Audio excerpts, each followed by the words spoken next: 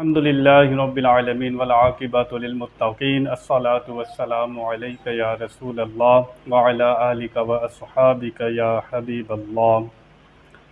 اللہ تعالیٰ سورۃ الانعام کی آیات میں ارشاد فرماتا ہے وَلَقَدِ اسْتُهْزِئَ بِرُسُلٍ مِّن قَبْلِكَ فَحَاقَ بِالَّذِينَ سَخِرُوا مِنْهُم مَّا كَانُوا بِهِ يَسْتَهْزِئُونَ قُلْ سِيرُوا فِي الْأَرْضِ ثُمَّ انظُرُوا كَيْفَ كَانَ عَاقِبَةُ الْمُكَذِّبِينَ قُل لِّمَن مَّا فِي السَّمَاوَاتِ وَالْأَرْضِ قُل لِّلَّهِ كَتَبَ عَلَىٰ نَفْسِهِ الرَّحْمَةَ لَيَجْمَعَنَّكُمْ إِلَىٰ يَوْمِ الْقِيَامَةِ لَا رَيْبَ فِيهِ الَّذِينَ خَسِرُوا أَنفُسَهُمْ فَهُمْ لَا يُؤْمِنُونَ وَلَهُ مَا سَكَنَ فِي اللَّيْلِ وَالنَّهَارِ وَهُوَ السَّمِيعُ الْعَلِيمُ۔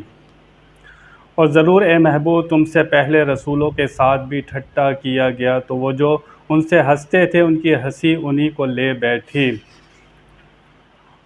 کیسا انجام ہوا جھٹلانے والوں کا۔ تم فرماؤ کس کا ہے جو کچھ آسمانوں اور زمین میں ہے؟ تم فرماؤ اللہ کا ہے، اس نے اپنے کرم کے ذمے پر رحمت لکھ لی ہے۔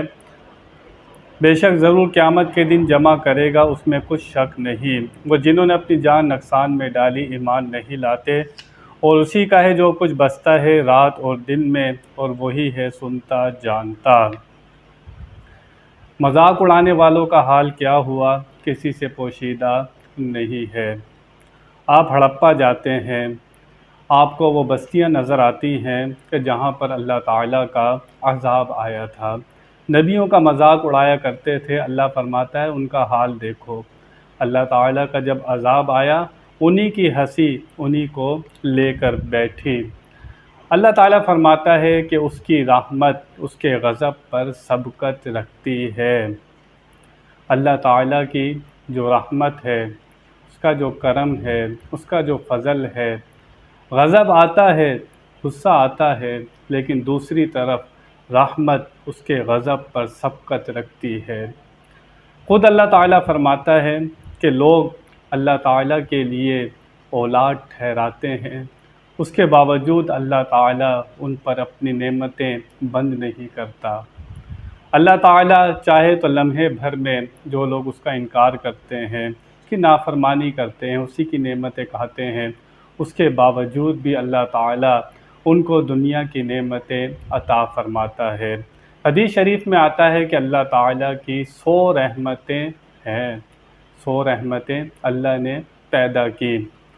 دنیا میں صرف ایک رحمت کا نزول ہے جس کی وجہ سے انسان دوسرے انسان سے پیار کرتا ہے، والدین اولاد سے پیار کرتے ہیں، اولاد والدین سے کرتی ہے، بہن بھائی آپس میں پیار کرتے ہیں، جانور اپنے بچوں سے پیار کرتے ہیں۔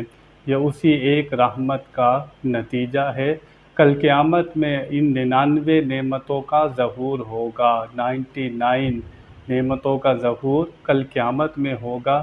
اللہ تعالیٰ قیامت میں اپنے بندوں پر کتنا کرم کرے گا، کتنا فضل کرے گا، کوئی اندازہ نہیں کر سکتا۔